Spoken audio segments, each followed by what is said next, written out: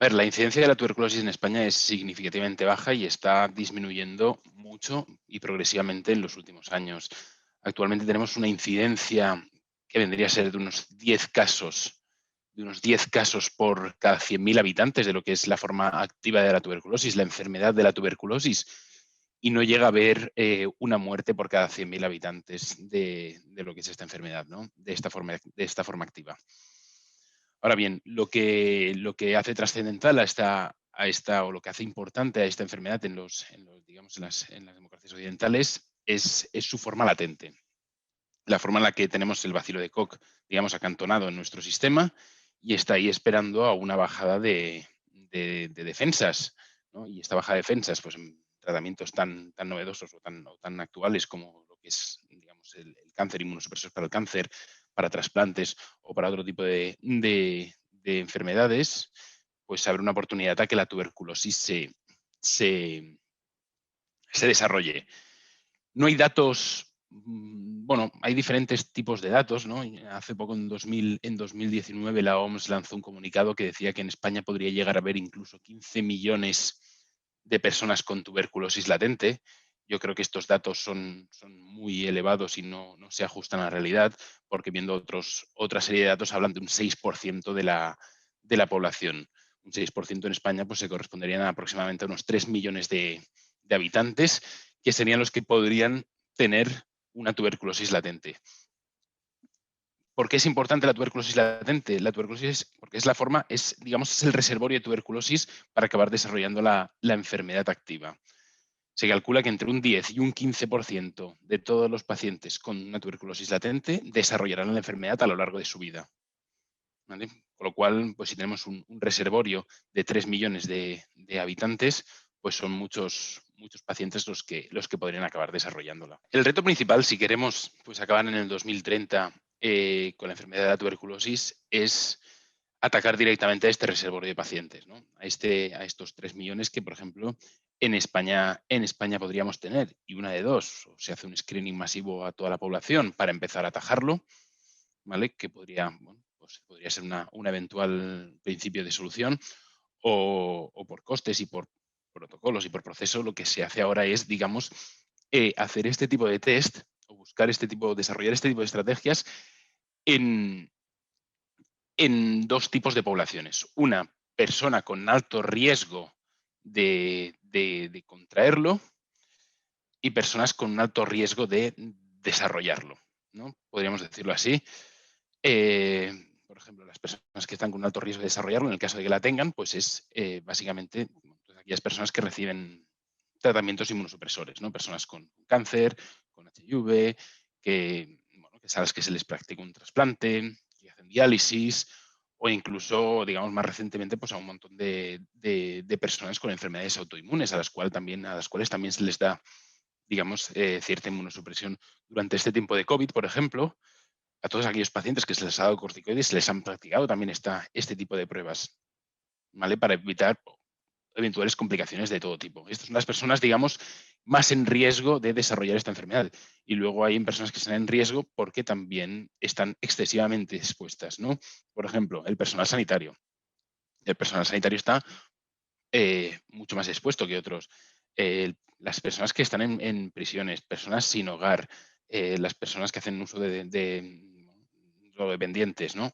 Todas estas personas, al estar mucho más expuestas, pues también digamos que hay estrategias focalizadas a buscar la tuberculosis latente, porque son otro gran grupo, ¿no? Así que hoy por hoy estas estrategias van enfocadas en estas dos tipologías de pacientes. La tuberculosis latente actualmente se está haciendo con dos tipos de prueba. Una, la que todos conocemos y a la que pues, muy probable que todos nos los hayan practicado, que es la prueba de la tuberculina. No sé si la conocéis, es una prueba en la que te ponen antígeno debajo de la piel y en función de cómo de la reacción que tú generes, pues resultas positivo o negativo, ¿no? Y después están las pruebas IGRA, que son las pruebas de la liberación del interferón gamma. Estas son las dos tipos de pruebas en las que hoy en día existen y nosotros estamos enfocados a estas segundas. ¿Por qué?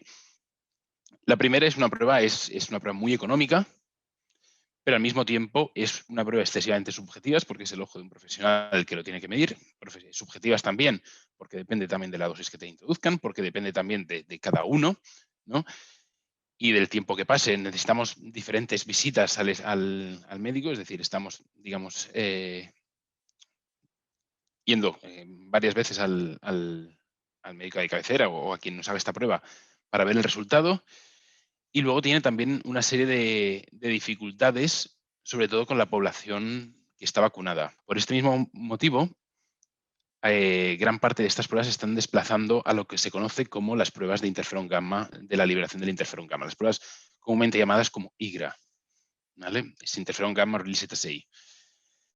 ¿Qué hace estas pruebas? La principal ventaja de este tipo de pruebas es la objetividad de los resultados, el no depender de la subjetividad de la persona que está mirando, el también poder filtrar o poder discriminar muy bien a las personas que han estado vacunadas de las personas que no han estado vacunadas y el poder hacerlo sin la necesidad de una visita recurrente al especialista o al médico. Estas son las principales ventajas de los test IGRA. Pero también tienen toda una serie de inconvenientes. Tienen un inconveniente que el precio es significativamente más alto, ¿vale?, que las anteriores. Y actualmente uno de los inconvenientes más grandes que hay es un inconveniente logístico. Parece una tontería, pero este tipo de pruebas tienen que hacerte una extracción con 4 tubos. Pero no son los típicos 4 tubos que tienen todos los ambulatorios. Son 4 tubos especiales. Y además con un coste particularmente alto, ¿no? Y estos 4 tubos, pues son muy dependientes del volumen que se introduzca en cada tubo. Es decir, tiene una complicación logística y preanalítica asociada.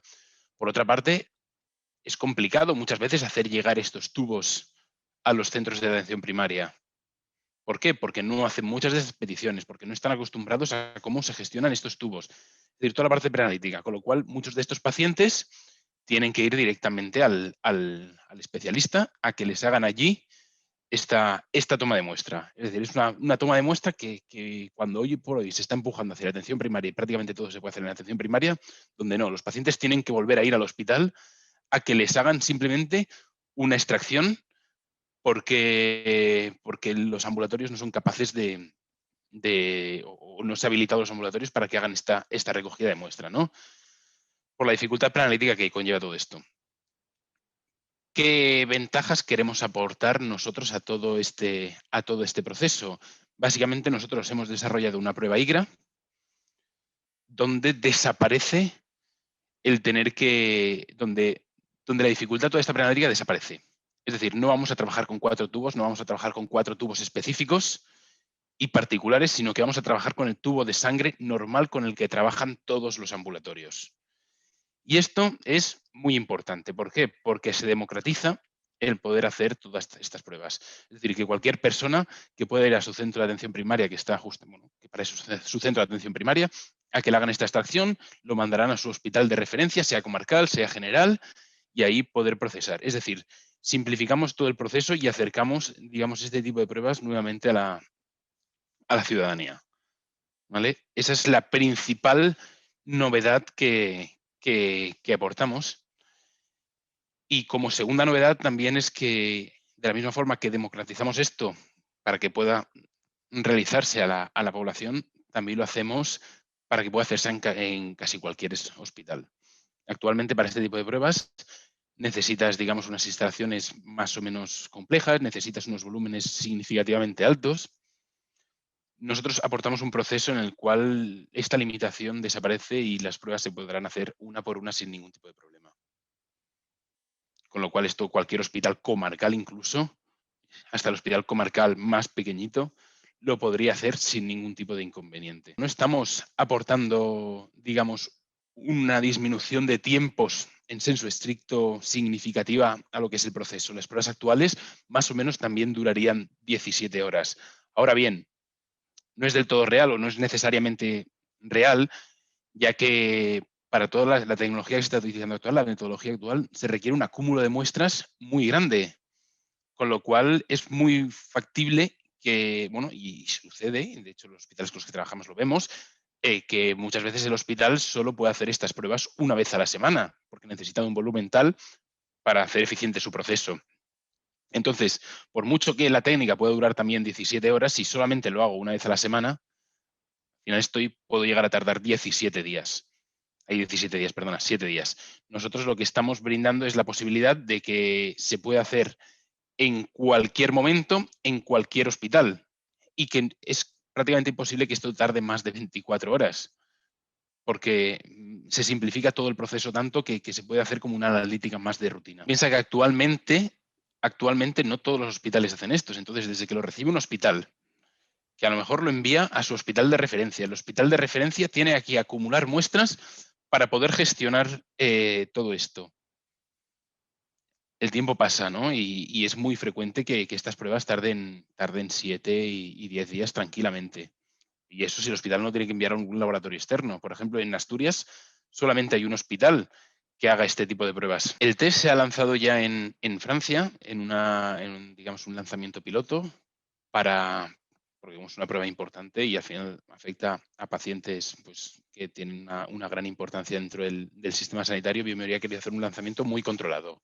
He hecho un lanzamiento en Francia, en el cual está yendo todo bien, y esperamos lanzarlo tanto en España como en Portugal el día, bueno, para tenerlo listo para el día 1 de junio. Es decir, poder ya empezar a trabajar con estas pruebas. En los países occidentales, la estrategia para acabar con la tuberculosis es, digamos, buscar la tuberculosis latente, es decir, acabar con la tuberculosis latente, porque además otro factor importante es que el tratar una tuberculosis latente tiene un coste significativamente más bajo que el tratar una tuberculosis activa, ¿vale? Con lo cual es también mucho más económico para el sistema. Pero si en los países occidentales, o en España en particular, queremos atajar la tuberculosis latente para cumplir con nuestros objetivos de cara a 2030, lo que tenemos que hacer también las empresas y el sistema sanitario es facilitar que estas pruebas se puedan llevar a cabo. Es decir, si podemos simplificar todos estos procesos de cara a la población general, será mucho más, digamos, mucho más factible que se puedan hacer más test, que se pueda llegar a más población y que por lo tanto podamos cumplir con los objetivos que tenemos lo antes posible.